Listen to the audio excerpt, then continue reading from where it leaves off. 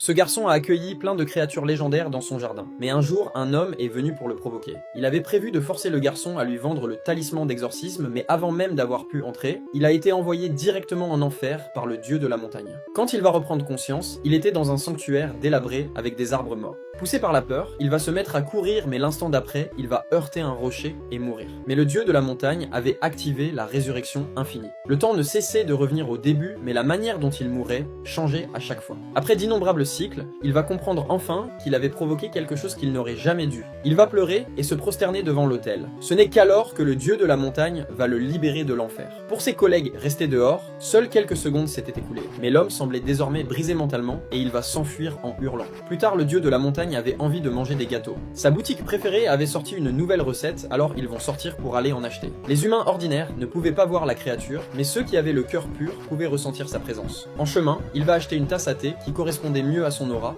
ainsi qu'un coussin spécial.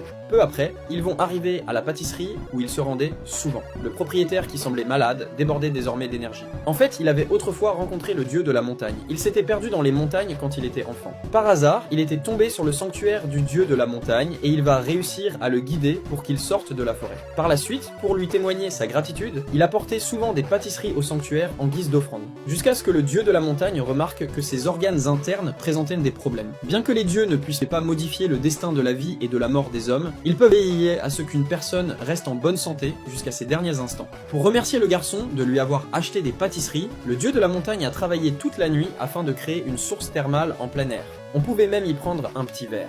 Après s'être baigné toute la journée, il se sentait complètement revigoré. Mais à ce moment-là, de nouveaux invités vont arriver dans la cour. Quand il va ouvrir la porte, il va voir une nouvelle créature. Il faisait lui aussi partie des 4 esprits légendaires, mais sa personnalité était très bizarre.